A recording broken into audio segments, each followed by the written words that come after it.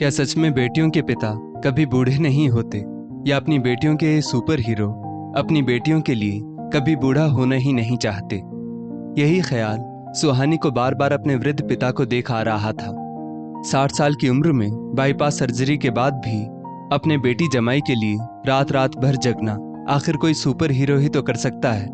सुहानी की शादी एक संयुक्त परिवार में हुई थी। घर में सास ससुर जेठ जेठानी सब थे। सुहानी के जेठ रमेश बैंक में उच्च अधिकारी थे। इनकम अच्छी थी तो सास ससुर के प्रिय पुत्र भी वही थे। वहीं सुहानी के पति अनमोल एक प्राइवेट कंपनी में सेल्समैन की जॉब करते थे। अनमोल की छोटी नौकरी के कारण घर परिवार में सुहानी और अनमोल को हमेशा कम आका जाता था। घर का कोई भी निर्णय सास ससुर रमेश और उसकी पत्नी रमा से पूछकर ही लेते थे। सुहानी और अनमोल सब देखते समझते, लेकिन परिवार में प्रेम बना रहे इसलिए चुप्पी लगाकर रहते। अनमोल की नौकरी मार्केटिंग की थी, इसलिए अक्सर उन्हें टूर पर बाहर ही रहना पड़ता था। एक दिन बरसात में रोड पर पानी भरने के कारण अनमोल को रोड का अंदाजा नहीं लगा और वो बाइक समेत गिर गए। आसपास के लोगों ने उन्हें नजदीकी अस्पताल में भर्ती करवाकर उनके घर पर खबर कर दी। अनमोल के एक्सीडेंट की खबर सुन एक बार तो घर में सब घबरा उठे। डॉक्टर साहब, कैसे हैं अनमोल? कोई चिंता की बात तो नहीं है? डॉक्टर से अनमोल का हाल पूछती सुहानी की आंखें भर आई।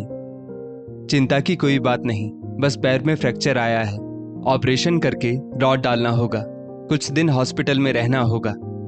डॉक्टर की बात सुन सुहानी के साथ साथ घर वालों ने भी तसल्ली की सांस ली। पैर में सूजन ज्यादा होने के कारण डॉक्टर ने 2 दिन बाद ऑपरेशन की डेट दी। पापा जी, आप सब अभी घर जाइए, अभी मैं रुकती हूँ अनमोल के पास। आप सब कुछ देर आराम कर लीजिए, वैसे भी ऑपरेशन तो 2 दिन बाद ही होना है। रात को खाना लेकर आप में से कोई आ जाइएगा। सुहानी ने रात को आने का कह अपने ससुर जी और जेठ जी को घर भेज दिया। अनमोल दवाइयों के असर के कारण सो गए। शाम होने को आई थी, लेकिन घर से किसी को आया ना देख सुहानी थोड़ी परेशान हो उठी।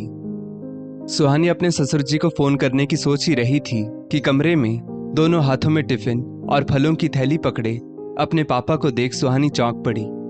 पापा, आप यहाँ? आपको किसने खबर दी? एक साथ सुहानी ने सवालों की झड़ी लगा दी। तू नहीं खबर करेगी तो क्या मुझे पता नहीं चलेगा कि मेरी बेटी परेशान है? नहीं पापा, सच बताइए, आप यहाँ इस वक्त कैसे और ये टिफिन क्यों? बेटा, समधी जी का फोन आया था। उन्होंने ही बताया कि जमाई जी का एक्सीडेंट हो गया है।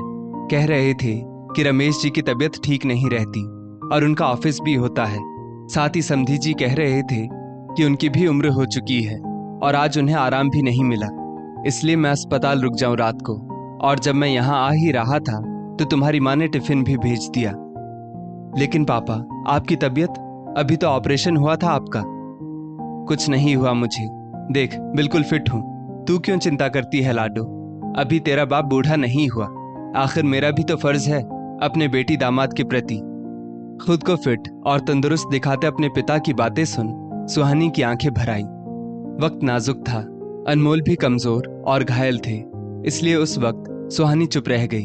अपने कमजोर बीमार पिता को यूं रात को जागता देख सुहानी का दिल रो पड़ा। क्या सिर्फ बेटों के पिता की उम्र बढ़ती है? क्या सिर्फ उन्हें ही शारीरिक समस्या होती है? क्या बेटियों के पिता की उम्र नहीं बढ़ती? क्या उन्हें कोई बीमारी नहीं होती? ये बातें रह रहकर सुहानी के दिमाग में उठ रही थी।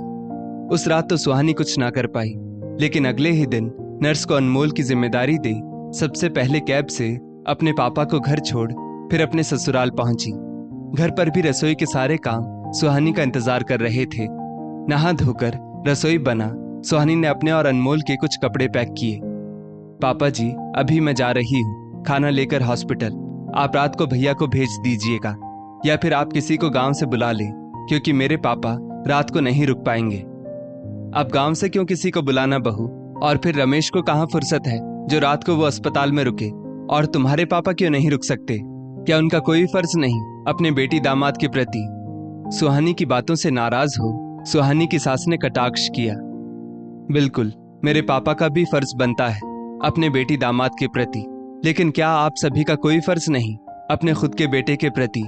जब अस्पताल में रात को रुकने की बात आई तो अचानक से बिल्कुल स्वस्थ जेठ जी बीमार पड़ गए और ससुर जी, जिन्हें कोई भी शारीरिक समस्या नहीं, वो इतने थक गए यहाँ तक कि आप भी गांव से किसी को बुलाना नहीं चाह रही।